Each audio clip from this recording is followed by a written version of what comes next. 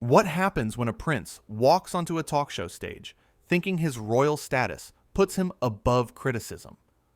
It only took one comment about American freedom for the entire interview to explode into the most shocking exit in late-night television history. Bill Maher sat behind his desk that night, ready for what he thought would be a typical celebrity interview. The studio audience buzzed with excitement. Prince Harry walked out, waving to the crowd with that familiar smile plastered across his face. He settled into the guest chair, adjusting his jacket like he owned the place. Bill started with the usual pleasantries. "Welcome to the show. Thanks for being here." Harry nodded, still smiling. "Happy to be here, mate." "So," Bill leaned forward, "you've been living in America for a while now. What's that been like for you?" Harry's expression shifted slightly.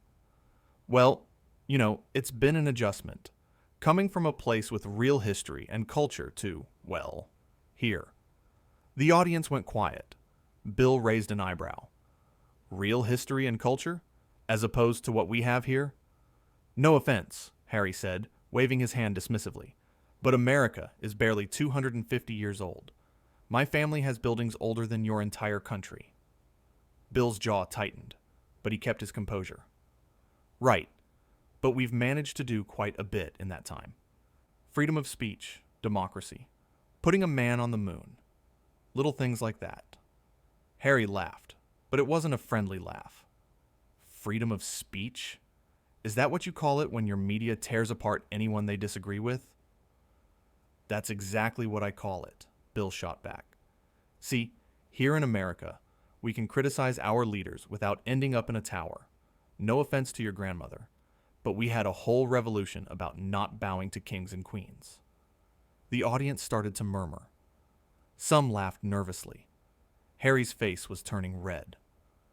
"My grandmother served her country for 70 years, Harry said, his voice rising. "What has this country done except create division and chaos?" Bill sat up straighter. "What has this country done? We've defended freedom around the world. We've innovated. We've created opportunities for millions of people. And yeah, we've made mistakes, but at least we can talk about them openly. That's the difference." "Talk about them?" Harry scoffed. "All you Americans do is talk. You think you're so superior with your so-called freedom, but you're just loud and obnoxious." The audience gasped. Bill's face remained calm, but his eyes were sharp. Loud and obnoxious? That's rich coming from someone who's done nothing but complain about his privileged life on every podcast and interview he can book. Harry stood up slightly from his chair. "I've had to deal with things you couldn't possibly understand." "Sit down," Bill said firmly. "You came on my show. If you can't handle a conversation, maybe you should have stayed home in your mansion." Harry sat back down, but he was fuming. "You have no idea what it's like to live under that kind of scrutiny." "Scrutiny?" Bill laughed. "You chose to do tell-all interviews. You chose to write books about your family. You put yourself in the spotlight and then complain about the heat. That's not scrutiny. That's consequences." "I was born into this," Harry protested. "I didn't ask for any of it." "No, but you sure know how to profit from it," Bill countered. "You left the royal family because you wanted privacy, and then you sold that privacy to the highest bidder. You can't have it both ways." Harry's face was bright red now. "You don't know what you're talking about." "I know exactly what I'm talking about," Bill said. "You want everyone to feel sorry for you, because you grew up in a palace. Meanwhile, there are people in this country, this loud and obnoxious country you're insulting, who actually struggle. Real struggles. Not which mansion to live in struggles." "How dare you," Harry said, his voice shaking with anger. "You sit here in your little studio thinking you understand the world." "Little studio?" Bill smiled. "This little studio is where we have actual conversations about real issues, not whatever this is." Harry stood up again. "I came here as a guest, and this is how you treat me?" "I'm treating you like I'd treat anyone else," Bill replied calmly. "That's equality. I thought you'd appreciate that." Equality? Harry laughed harshly. You want to talk about equality? I've spent my entire life in service. Real service. Not whatever this is. Service? Bill raised an eyebrow. Is that what you call it? Because from where I'm sitting, it looks like you quit that service the moment it got inconvenient. Harry stood up straighter, his jaw clenched. I left because of people like you. People who think they have the right to judge every aspect of my life. We're not judging your life, Bill said. We're judging your behavior. Right here. Right now. And it's not looking great. My behavior? Harry's voice cracked with indignation. I came here in good faith. Good faith? Bill leaned back in his chair. You've spent the last 15 minutes insulting America, insulting our culture, insulting our history. That's good faith? Harry's hands gripped the arms of his chair. I was being honest. There's a difference between honesty and arrogance, Bill said, and you crossed that line about 10 minutes ago. Arrogance? Harry's eyes flashed. You're calling me arrogant? Look in the mirror, mate. I have, Bill replied. I see a guy who worked his way up, who earned his spot, who didn't inherit it from Daddy. The audience gasped at that one. Harry's face went pale, then red again. How dare you bring up my father, Harry said, his voice dangerously quiet. You brought him up by using your title, Bill shot back. You can't have it both ways. Either you're just Harry, a regular guy, or you're Prince Harry, in which case your family is fair game for discussion. Harry's fists clenched. You know nothing about my family. I know they're not here defending you right now, Bill said. I know you burned those bridges yourself. That's completely out of line, Harry stammered. No, Bill said firmly. Out of line is what you've been doing. Sitting there, looking down on everyone, acting like we should be grateful for your presence.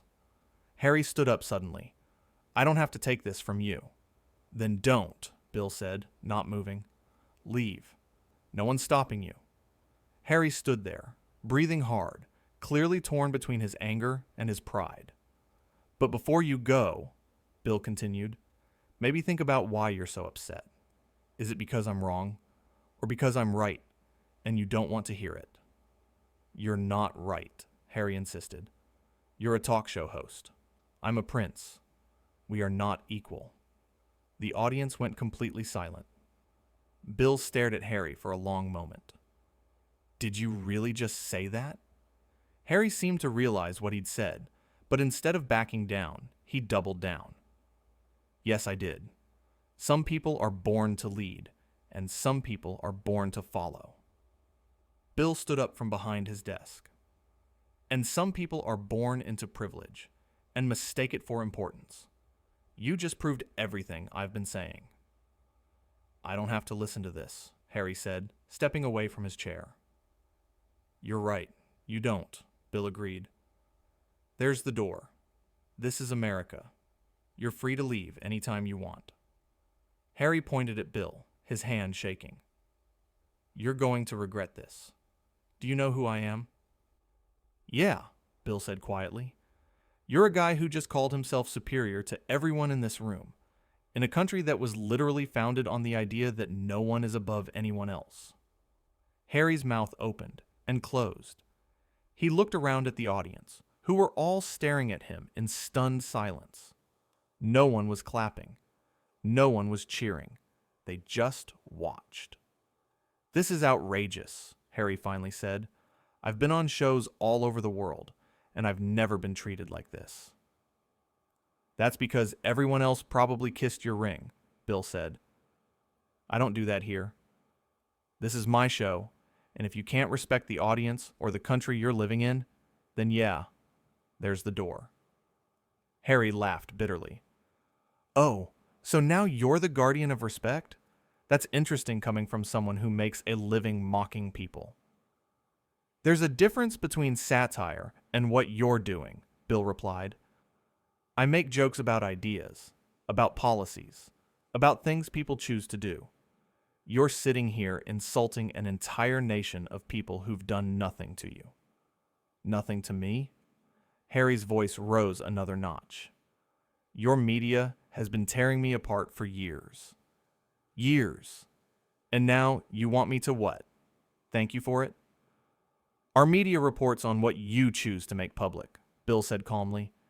Every interview you do, every book you write, every podcast you appear on, you're feeding them the material and then complaining when they use it. Harry's face was turning a deeper shade of red. You have no idea what it's like to have cameras following you since you were a child. You're right, I don't, Bill acknowledged. But I also didn't write a memoir about my family and then get upset when people talked about it. That's called consequences. Consequences? Harry spat the word out. What would you know about consequences? You sit here in your comfortable little world, protected by your network, saying whatever you want. And you sit in your mansion, Bill countered, protected by your family's wealth, doing exactly the same thing. The difference is, I don't pretend to be a victim while doing it. The audience shifted uncomfortably. This was getting more intense by the second. Harry took a step toward Bill. You think you're so smart, don't you? You think your opinions matter? More than yours right now, Bill said. At least I'm not insulting an entire nation while living in it and making money off it. I've contributed more to society than you ever will, Harry spat out. Bill shook his head slowly. Contributing to society isn't about what family you're born into. It's about what you do with your life. And right now, what you're doing is embarrassing yourself on national television. Harry's chest was heaving. I want an apology. For what? Bill asked. For treating you like everyone else? For not pretending you're special because of your last name? Sorry, but that's not happening. Then I'm leaving, Harry announced.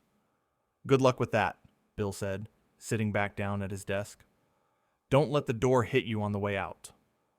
Harry stood there for a moment, clearly expecting Bill to stop him or apologize. But Bill just looked at him calmly, waiting. The silence stretched out. Someone in the audience coughed. Another person whispered something to their neighbor. Harry's eyes darted around the room, searching for support, for someone to back him up. Nobody moved. So that's it? Harry finally said. You're just going to sit there? What do you want me to do? Bill asked. Beg you to stay? Chase after you? That's not going to happen. Harry's mouth opened and closed. I've been on shows all over the world, the biggest shows, and nobody has ever told you the truth, Bill finished.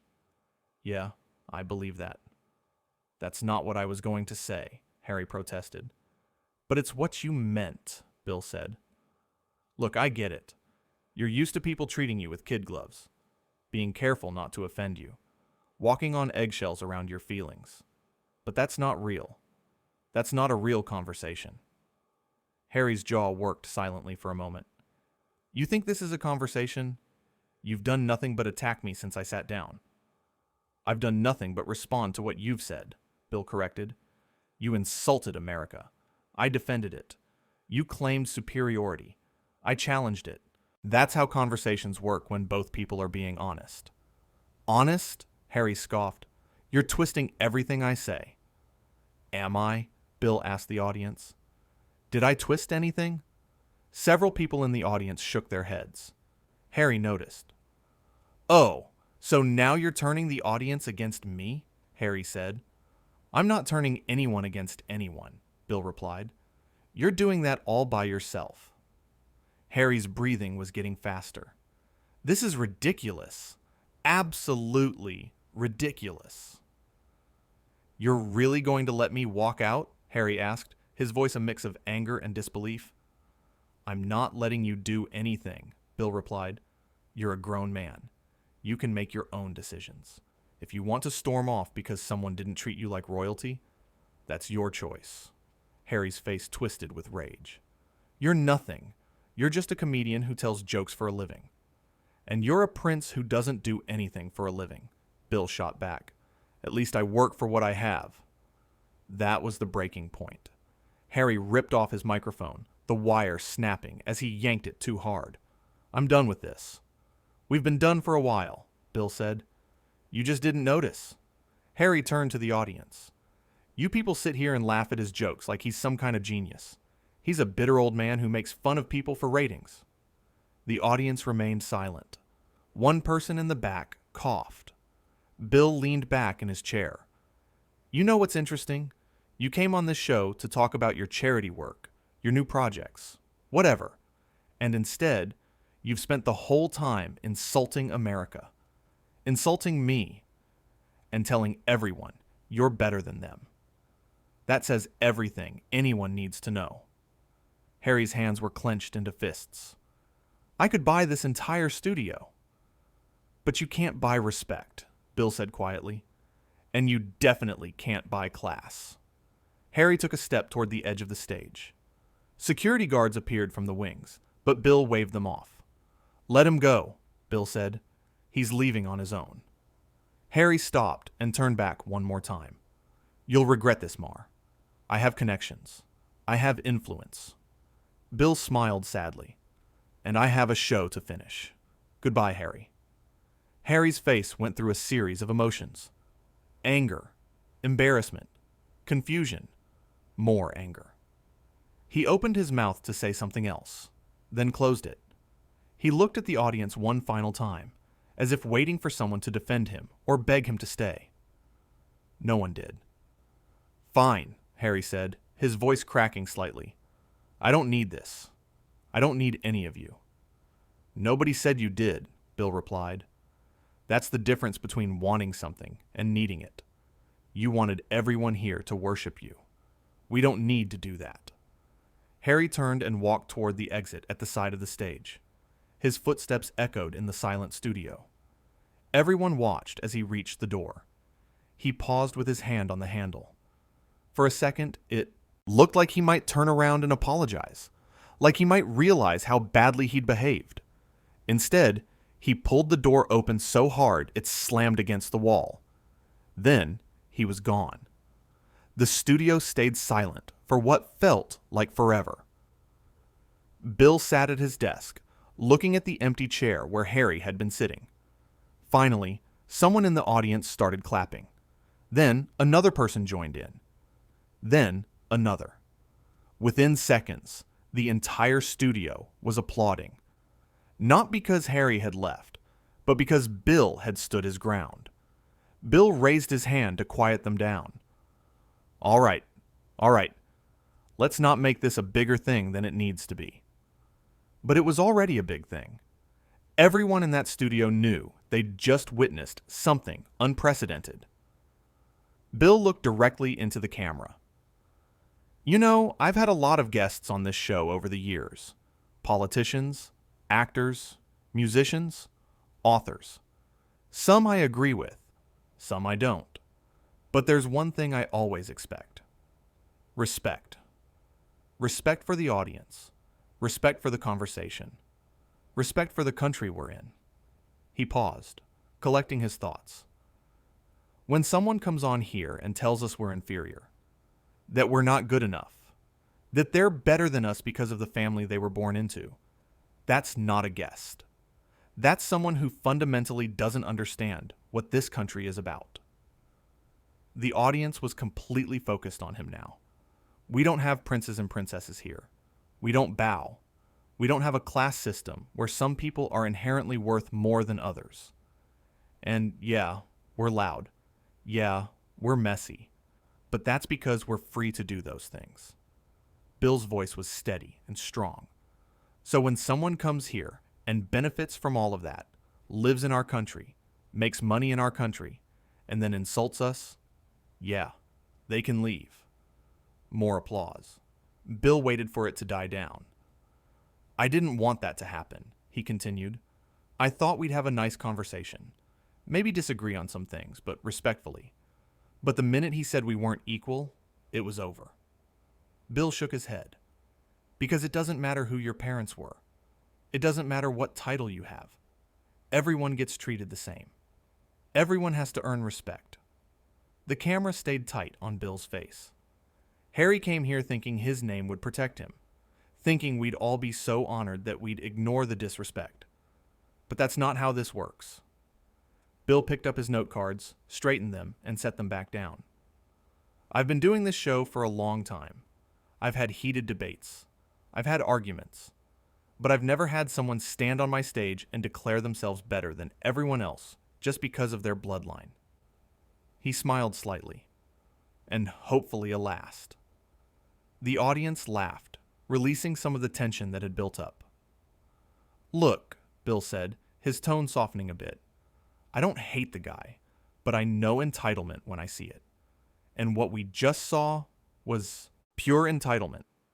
The belief that the rules don't apply to you. Bill leaned forward on his desk. You want respect? Earn it. You want people to listen to you? Say something worth listening to. The audience was hanging on every word.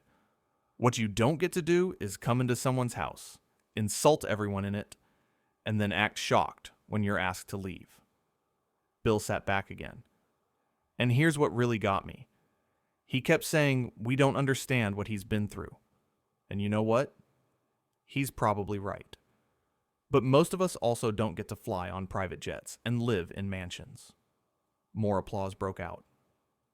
Bill continued. Everyone has struggles. But when you're struggling in luxury and then telling people who have real problems that they're beneath you, you've lost the plot. Bill's voice got quieter, more serious. I wanted this interview to work. I thought maybe we could have an honest conversation about adapting to a new country. Those are interesting topics. He shook his head. But instead, we got a masterclass in how not to conduct yourself. The studio was absolutely silent now, everyone listening. When he said that thing about us not being equal, I saw the audience's faces, the shock. Because deep down, everyone hoped he'd be different, that he'd be humble. Bill paused. But titles don't make people superior, and acting like they do, especially in a country built on rejecting that entire system, is just sad. Bill looked down at his desk, then back up at the camera. I don't regret how I handled it, because if I had just sat there and taken it, what would that say about me? The audience started applauding again, but Bill raised his hand. Don't applaud me for basic self-respect. That should be the baseline. He smiled. Although I will say, that microphone he ripped off, that's coming out of someone's budget. The audience laughed, grateful for the moment of levity. But seriously, Bill continued, what happened here tonight is a reminder that no one is above being challenged. No one is above criticism. Bill shuffled his papers. I've had presidents on this show, prime ministers, CEOs, movie stars, and the best interviews are always with people who don't take themselves too seriously, who can laugh at themselves. He looked at the empty chair again. That's what was missing tonight, that understanding that we're all human. Instead, we got someone who wanted to be worshipped, not conversed with. Bill's expression was a mix of disappointment and determination. So, yeah, he left. He made his choice. And honestly, it's probably better this way. Better to end it than to sit here and pretend that what he said was okay. The camera pulled back slightly, showing Bill at his desk with the empty chair still visible in the frame. This is what happens when privilege meets accountability, when someone who's used to everyone agreeing with them faces someone who won't. Bill took a breath, and I know some people will say I was too hard on him, that I should have been more diplomatic. But you know what? Sometimes you can't let it go. Sometimes you have to call it out. Because if we normalize that kind of behavior, if we accept people talking down to us, then what have we become? Bill's voice was firm. We're saying we don't value ourselves. We're saying our dignity doesn't matter. And I refuse to say that. He looked directly into the camera. So if you're watching this, Harry, I hope you think about what happened here. Not about how you were wronged, but about how you behaved. Bill's tone was measured, not angry. Because that's the real issue. Not that I challenged you, but that you felt entitled to behave that way in the first place. It doesn't. It never did. And it never will. Not here. Bill smiled slightly. So that's what happened. A prince came expecting royalty treatment. He got treated like everyone else. Bill picked up his note cards. If he had just been cool, this would have been great. He set them down. I don't think he's a bad person, but he's never been told no. Maybe this will be a learning moment. This isn't about me versus him. It's about standards. And we know which one I choose.